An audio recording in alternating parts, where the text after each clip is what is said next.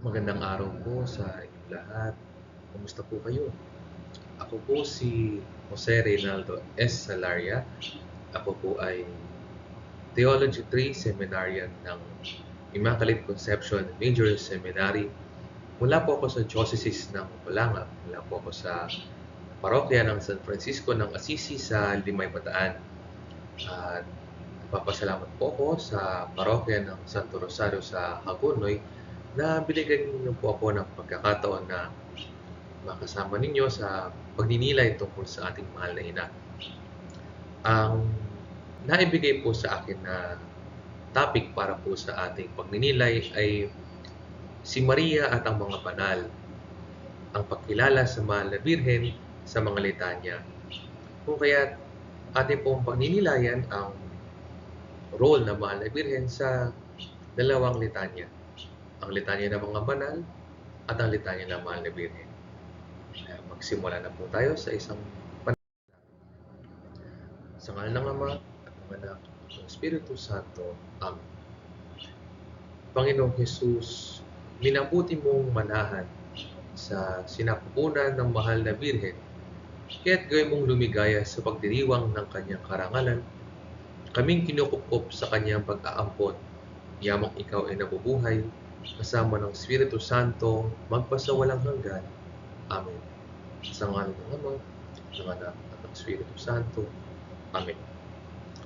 Katulad po ng aking nabanggit, ang ating pong pagninilayan ay ang role ng mahal na Birhen at kung bakit po siya bahagi ng ating mga litanya. Kaya ito po ang ating pong talk ay mahahati sa dalawang bahagi. Ang una po ay ang litanya ng mga banal at ang lugar ng mahal na Birhen. At pangalawa ay ang litanya ng mahal na Birhen. Tara po, simulan na natin.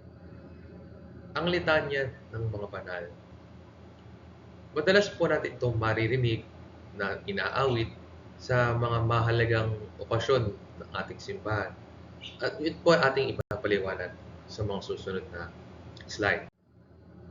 Simulan po natin kung paano nabuo ang litanya bilang panalangin. Nagsisimula po ito sa katulad ng mga halimbawa sa banal na kasulatan, katulad po ng Salmo 136 at saka po ang Daniel 3. Yung pong Salmo 136 ay ito po yung sa English ay yung may mga panambitan na for His mercy endures forever, for His mercy endures forever. Yung po namang sa Daniel 3 ay ito po naman ay yung tungkol sa awit ng tatlong kabataan na sa Tagalog ay puri at ipagtangal ang Diyos magpakailanman. O kaya po sa English ay praise and exalt Him above all forever. Praise and exalt Him above all forever. Ang mga tema ng mga salmong ito at ng mga awit na ito na ginagawang litanya ay ito po yung mga panalangin ng pagpupuri at pagsasamo. O kaya ang tema po nito ay mga paulit-ulit na panambitan upang hingin ang awa ng Diyos. At ito po ang naging modelo ng mga litanya na meron tayo ngayon, katulad po ng ating pagninilayan na Litany of the Saints and Litany of the Virgin Mary. Na ito pong mga litanya na ito ay mga kilos ng pananampalataya at pagkakaisa ng simbahan. Ang pagkakabuo po ng mga litanya ay nagsimula ng mga 5th hanggang 7th century na ginagamit po itong mga litanya na binubuo natin ngayon sa mga prosesyon. Na ang mga nagpasimula po nito ay si Saint Gregory the Great o kaya at saka po si Saint Basil. Pero ang struktura ng ating litanya na meron po tayo ngayon ay nagsisimula pa rin po dun sa pagdulog sa awa ng Diyos at sa Santisima Trinidad, saka po yung pananambitan ng paghingi ng tulong sa mga santo. Ang litanya po ay ginagamit natin bilang panalangin sa ilang mga kaganapan sa simbahan. Kung tayo po ay nakaka-attend ng mga Easter Vigil na may mga binyag, o kung nakakapanood po tayo ng mga ganong pagdiriwang, ang mga candidates for baptism o yung mga tinatawag na catechumens ay ipinuposisyon o ipinapakilala sa simbahan na sinisimulan ng Litany of the Saints. Kung kaya po sa ating misal, meron po naka-indicate po doon na sa mga catechumens ay habang sila po ay ipinapakilala, meron pong litanya ng mga banal. Ganun din naman po ay meron pong Litany of the Saints sa kada ordinasyon. Ordinasyon sa pagka-diakono, ordinasyon sa pagkapari, at ordinasyon sa pagka-obispo. Dahil meron pong mga specific na intercessions na ginagamit po natin para sa mga intentions po na ito. Gayun din naman po, tayo din po ay nagdarasal ng Litany of the Saints sa mga dedication po ng mga simbahan na bahagi po ito ng rito ng pagtatalaga ng isang simbahan. Yung pong pagdalangin sa mga banal at yung pong pagpapanalangin na italaga sa Diyos ang simbahan, lalo na ang altar. Gayun din naman po sa mga religious profession ng mga consecrated persons, tulad po ng mga madre, ay gumagamit din po tayo ng litanya ng mga banal. At ito rin po ang pinatutungkulan ng mga intercessions. Hindi naman po, pwede naman po nating dasalin ang litanya ng mga banal o ang litanya ng mga Birhen sa iba pang pangailangan. Ngunit mas madalas po ay itinadasal po natin ang Litany of the Saints na isang pukod na dasal. Dahil kadalasan po ang Litany of Loreto ay iniuugnay po sa pagdarasal ng Santo Rosario. Yan. Ano po ang mga elemento ng litanya bilang panalangin? Simulan po natin sa litanya ng mga banal. O sa kahit ano pong litanya, ang una pong structure ay ang pagdulog sa awa ng Diyos. Kaya po sa English, ito po yung mga Lord have mercy, Christ have mercy, Lord have mercy. Panginoon, maawa ka sa amin. Kristo, maawa ka sa amin. Panginoon, pakapakinggan mo kami. Yun po yung mga unang taludtod ng litanya. Kasunod po doon ay yung pong pagdulog po natin sa Santissima Trinidad. Diyos na masalangit, Diyos na manunubos, at ang Diyos Espiritu Santo. Santissima Trinidad sa isang Diyos, maawa ka sa amin. Tapos, after po ng pagdulog sa Santissima Trinidad, ay kasunod na po yung mga santong ating hinihinga ng panalangin. Una na po dyan, ang Mahal na Birhen, Santa Maria Ina ng Diyos. Tapos kasunod po niya, ang mga anghel. Saka po ang mga santo. Although sa mga iba-iba pong mga pagkakataon, nag-iiba-iba po yung mga listahan ng mga santong ipinagdarasal. Ngunit meron pa rin po mga fixed ng mga santo katulad po din na Juan Bautista, San Jose, mga apostol, at mga ibang martir. Kung kaya po, kada ipagdiriwang po natin ang mga selebrasyon na may mga litanya, ito po yung isa sa mga pinakamahabang part ng litanya, yung pong paglilista ng mga santo. Dahil kadalasan po, dumadami ang bilang ng mga santo, depende po sa pangailangan o depende po sa sitwasyon ng simbahan o ng diocese kung saan ito'y ipinagdiriwang. Ngunit sa huli, andun pa rin naman po yung lahat kayo mga banal sa piling ng may kapal, ipanalangin nyo kami. Ang kasunod naman pong bahagi ng litanya ay yung pong mga kahilingan natin sa Panginoon na ang ating pong sagot ay, Panginoong Jesus, maawa ka. O kaya po sa English ay, Lord, hear our prayer. Depende po sa translation. Kadalasan po ay mga pagdulog sa pagliligtas. Iligtas mo kami sa kasalanan, iligtas mo kami sa kamatayan, alang-alang sa iyong pagiging tao, At yung pong mga hinihiling na pangailangan, tulad ng ordinasyon, binyag, pagtatalaga ng simbahan, at sa iba pang mga kahilingan. Dinggin mo ang lahat ng aming mga kahilingan. Tapos syempre, andun naman po sa dulo, sa mga nire-recite po na litanya, ay yung pong pagdulog sa kordero ng Diyos. Sabi nga po sa Ingles, Lamb of God who takes away the sins of the world, spare us, O Lord, graciously hear us, O Lord, and have mercy on us. Pero doon po sa familiar po na litanya na alam po natin na composed po ni Father Ray Magdaye, ang dulo po ng litanya ay, Kristo, pakinggan mo kami, Kristo, pakinggan mo ang aming panalangin sa iyo. Ganun po ang kadalasang outline o structure po ng isang litanya. Halimbawa na nga po ay Litany of the Saints.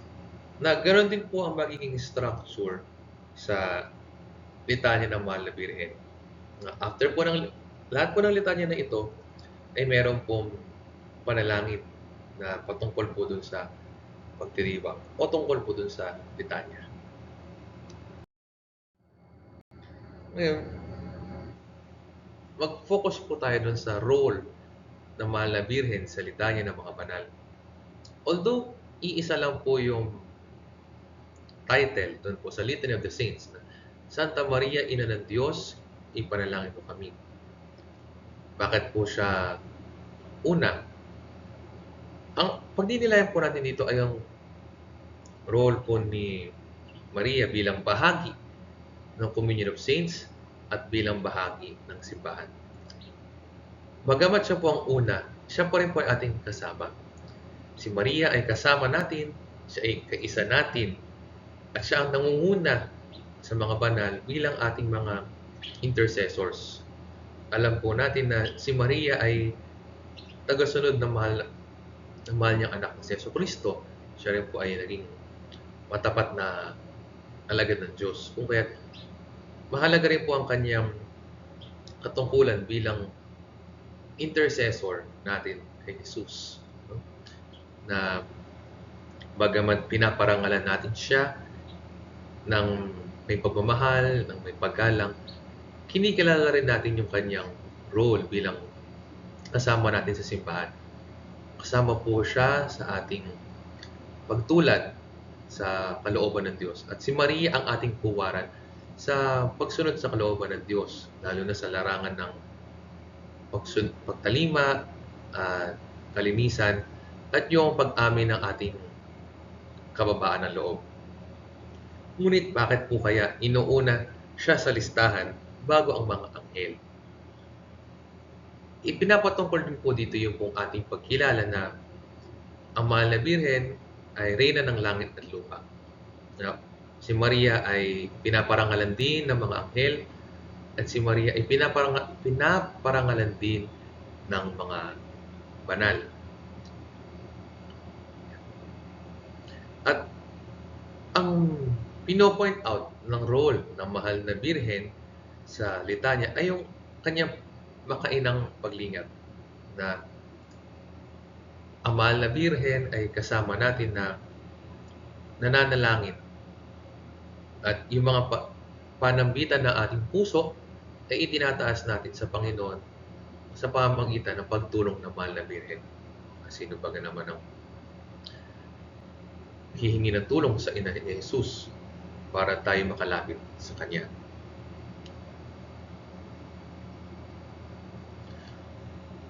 Bagamat iba-iba ang klase ng litanya sa kada bahagi ng mundo, ay ito ay isinaayos ng simbahan para maging maayos ang template ng litanya na laging nauuna ang Mahal na Birhen. Speaking of Mahal na Birhen, dadapon na po tayo sa isa sa mga litanya na ating kilala ay litanya ng Mahal na Birhen na mas kilala po sa tawag na litanya ng Loreto.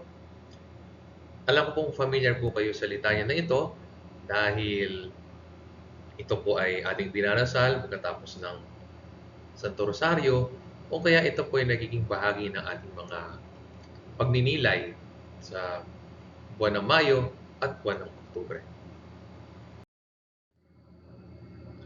Ang litanya po ng Loreto, na yun po yung ating familiar na term sa Litany of the Blessed Virgin Mary, ay nagsimula po na umusbong noong 15th to 16th century, na kaya po tinawag na Loreto. Ay mayroon po mga nagsasabi na ang debosyon po na ito ay nagsimula sa dambana ng Mahal na Birhen ng Loreto sa Italia.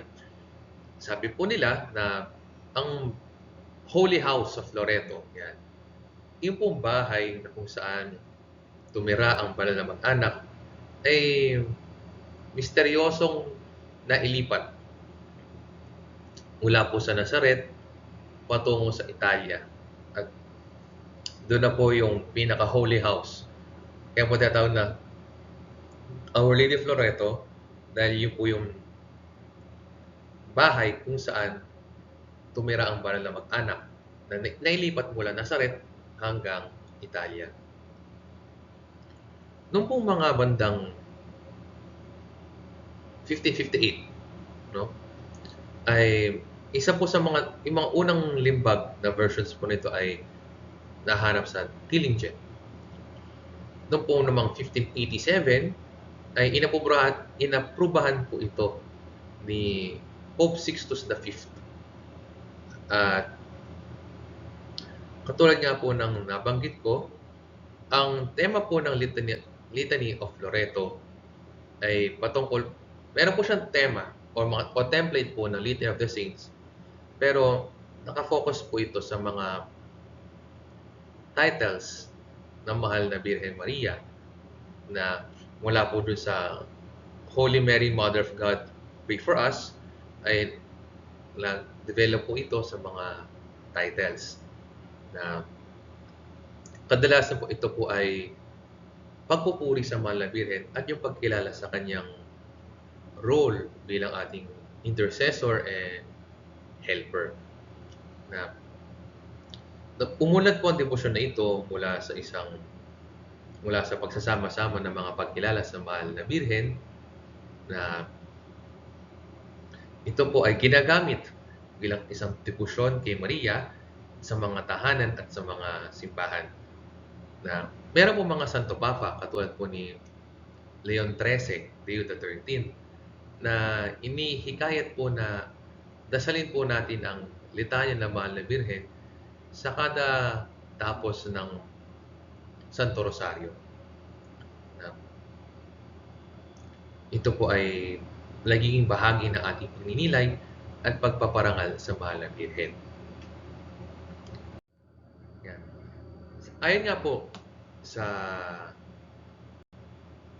pari ng Maynila na si Monsignor Hernando Coronel sa kanyang aklat na Her Other Name is Mother, ito po ang kanyang naging pagninilay sa litanya. Quote, "The litany is a bursting forth in praise of the Blessed Mother. It is an expression of love for a loving mother. It is a creative and deep acknowledgement that the Christian will ever be grateful for a woman who is untiring in doing good, and that the Christian may never really know the depths of Mary's assistance before one's beatification." Sino baga naman ang magbabanggit ng napakaraming pamagat sa Mahal na Birhen kung hindi niya ito lubos na minamahal?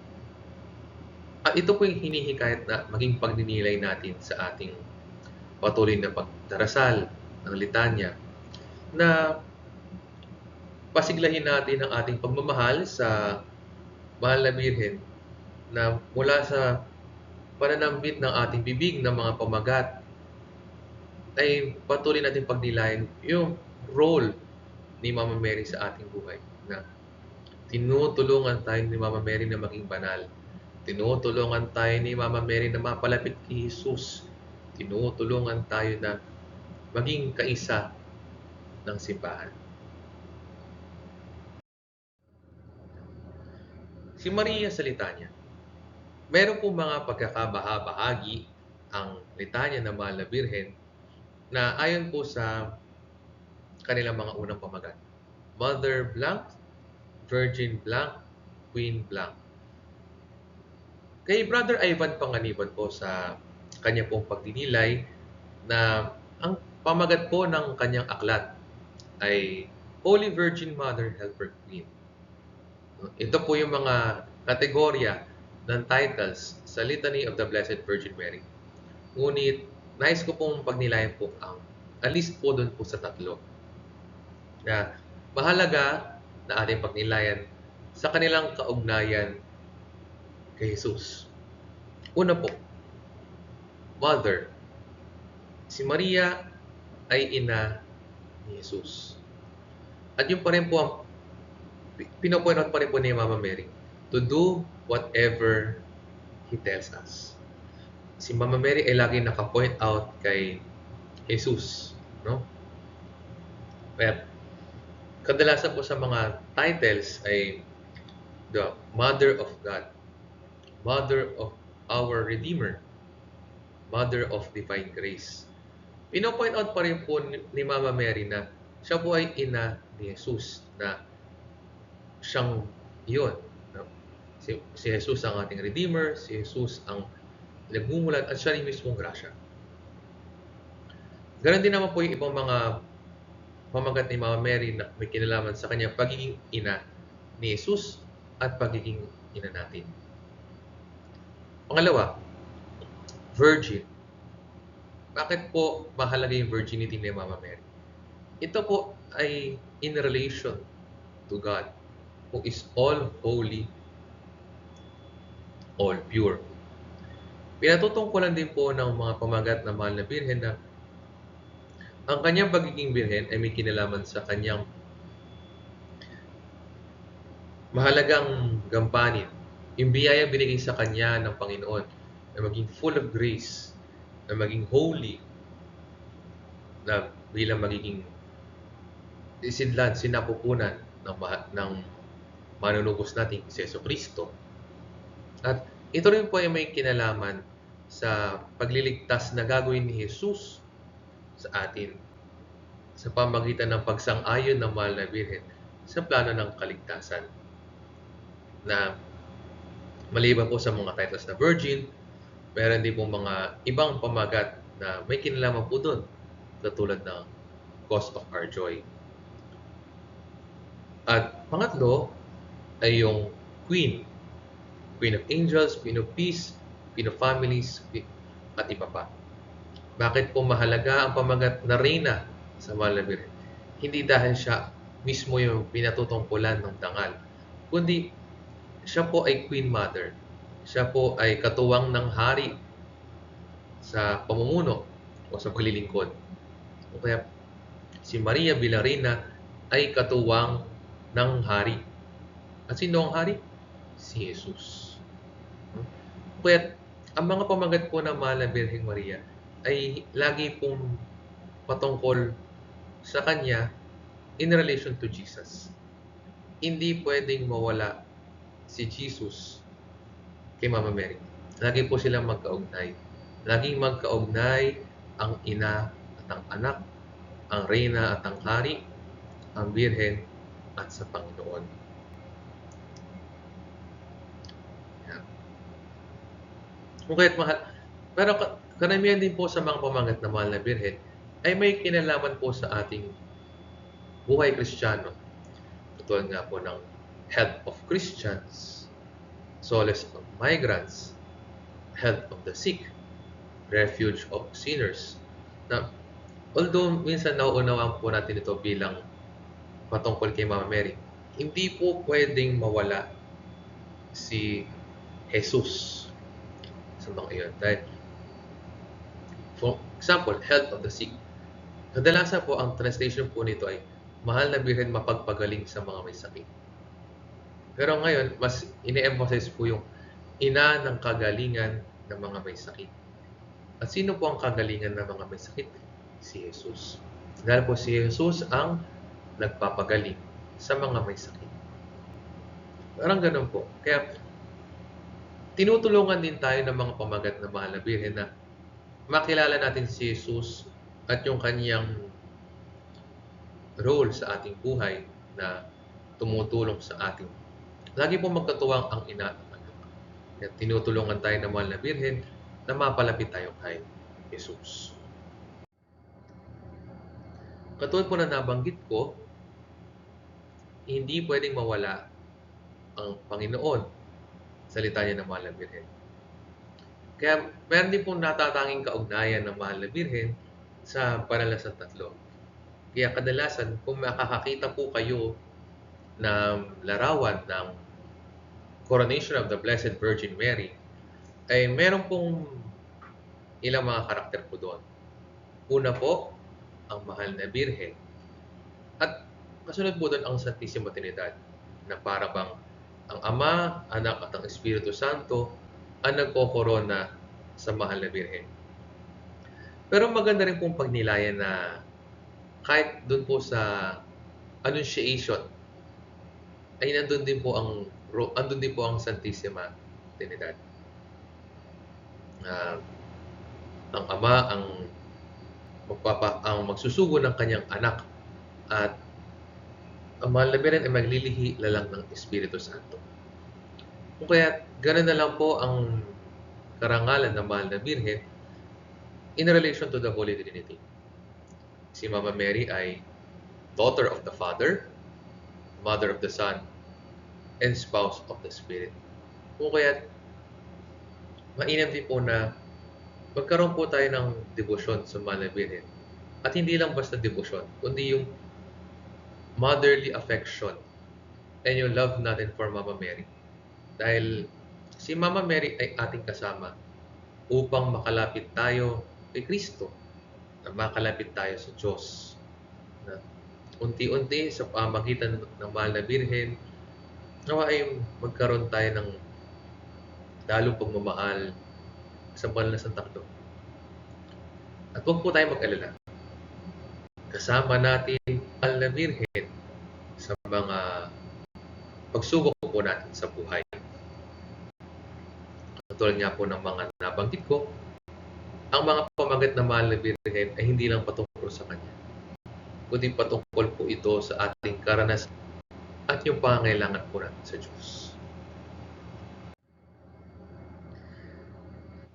Ang litanya bilang gabay sa pagdarasal. Sinasalamin ng mga litanya ang ating pagkakaisa bilang simbahan. Si Maria at ang mga banal ay kasama natin sa paglalakbay patungo sa kaharian ng Diyos. At binibigyang tiin din po ng ating mga litanya, halimbawa ng Litany of the Saints at ng Litany of Loreto, ay yung ating pagiging simbahan. Synodal and Pilgrim Church, bagamat redundant, magandang pagnilayan. Tayo po bilang simbahan, simbahang tao. Tayo pong lahat ay naglalakbay ng sama-sama, synodal. Naglalakbay po tayo ng sama-sama patungo sa paghahari ng Diyos na ating pong pinagsisikapang isaganap sa ating buhay ngayon. Alam po natin na mahirap ang buhay, pero binibigyan po tayo ng halimbawa at inspirasyon ng mahal na Birhen at ng mga santo upang magsikapan natin na namuhay ng banal, iwasan ang kasalanan, at patuloy na magmahal sa bawat isa, lalo na po sa mga hindi ka mahal-mahal o yung mga mahirap mahalin. Na ito po ang diwa ng ating magiging simbahan. Sabi nga po ni Pope Francis, lahat ay kasama sa paglalakbay sa paghahari ng Diyos.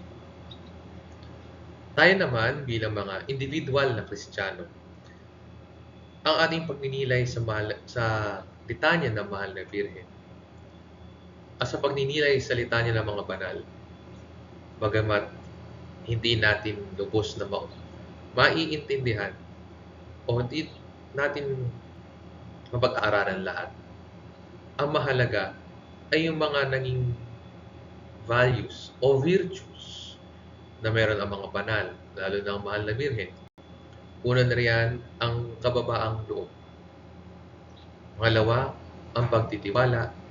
At pangatlo ay ang pakikiisa sa Diyos.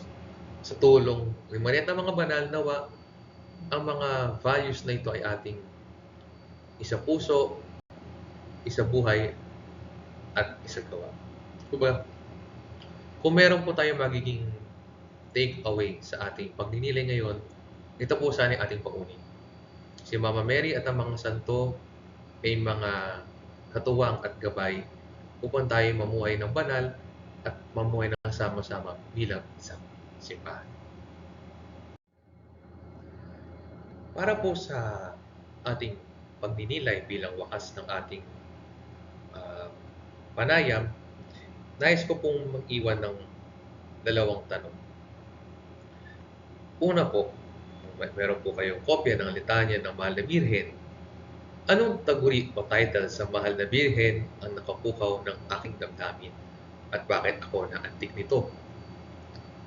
Kung halimbawa ay ang title na nakapukaw sa aking damdamin ay ang Help of Christians, bakit po ako naantig nito?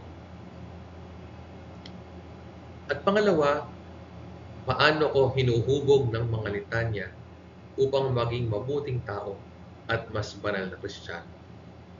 Oo, dinadasal natin ito kada may okasyon, dinadasal natin ito sa tuwing tayo magdarasal. Ngunit, ano ang formative aspect ng ating pagdarasal? Natutulungan pa ako ng mga litanya na ito para mas lumalim sa panalangin, maging mas malapit sa Mahal na Birhen, maging mas mapaghingi ng tulong sa mga santo upang maging banal? O kaya, ito ba ay pukalan ng bibig natin at walang nahuhubog sa ating puso? Bilang wakas, magtapos tayo sa isang panalangin. Ama naming makapangyarihan, loobin mo kami tuwangan ng Birhen, ng banal na panalangin ng Mahal na Birhen, upang kami lumaya sa lahat ng panganib at makapanatili sa iyong kapayapaan. Sa pamamagitan ni Jesucristo, kasama ng Espiritu Santo, magpasawalang hanggan. Amen. Sa ngalan ng Ama, at ng Anak, at ng Espiritu Santo. Amen. Muli po, ako po si Brother Red Salaria. Maraming pong salamat sa inyong paikisa at paikinilay sa ating naging panayam tungkol sa litanya ng Mahal na Birhen. Nawa po ay nakatulong po ako sa inyong patuloy na paglalakbay sa buhay kabanalan. Magdasalan po tayo at nawa po ipanalangin natin ang bawat isa, lalo na ang mga bukasyon.